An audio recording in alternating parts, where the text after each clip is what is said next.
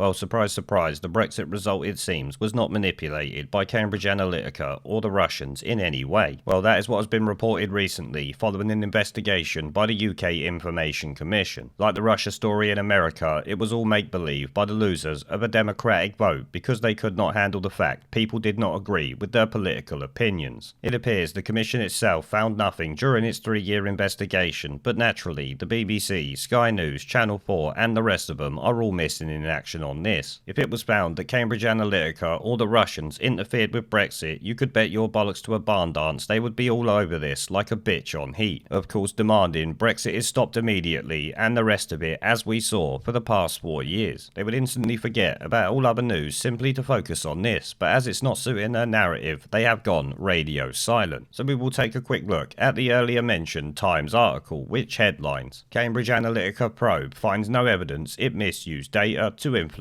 Brexit. UK Information Commission concludes 3-year investigation into digital marketing group. A sprawling investigation into the controversial digital marketing firm Cambridge Analytica and its associate company SCL has found no evidence that it misused data in an attempt to influence the 2016 Brexit referendum or help any Russian intervention in political processes. Because obviously they didn't, like I said, it was just something made up by the people who lost because they literally couldn't take it. The 3-year probe by the UK Information Commissioner's Office has been described by the authority as the largest ever undertaken by such an organisation. And still, they found absolutely nothing wrong, because of course the people of the UK spoke and said they wanted to be free. That is the end of it. They don't listen to any of these marketing firms, governments, the media or anyone else. They make their decision based on what they want. The SCL Group, which was dissolved in 2018 and is linked to Cambridge Analytica in a complex corporate structure, had been accused by digital rights campaigners and whistleblowers of using illegally harvested personal data to influence the result of both the UK referendum and the 2016 US president election and breaking campaign rules, which obviously we know now is complete bollocks by this, and to be honest, we knew that anyway from the start. Anytime the powers that be lose, there's always something wrong or something fishy going on, despite the fact that they are usually the ones who are committing the dodgy acts. Elizabeth Denham, the Information Commissioner, told a Parliamentary Select Committee on Friday as part of her final report that on examination the methods that SCL were using were in the main well recognised processes using commonly available technology. The findings were published on Tuesday, once again showing that this company had done nothing wrong, which I don't really care about. What really matters is they can now shut the fuck up in relation to saying this person or that person influenced Brexit. The only people who influenced Brexit were the 17.4 million people in this country who voted for it. And the rest of the article there just goes on about unrelated issues that are not connected to this story, so I'm not going to bother with it there. I don't really care what dodgy shit companies get up to. That's their problem, not mine. All that matters is what we already knew. They never had a say on the UK referendum, and neither did the Russians, as you heard earlier, which follows on nicely from the fact that the Russia hoax in America was proved to be just that, much like obviously it was here. Once again, shitting on the media narrative, which is always fucking great. I do have to say, I really despise the snivelling shitweasels within the media, especially the dirty lowlife remaining cumbuckets that come out with this bollocks.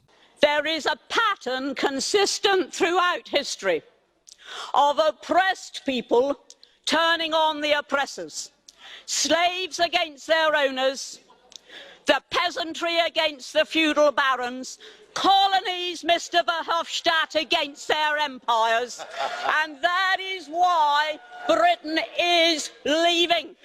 And it doesn't matter which language you use, we are going, and we are glad to be going.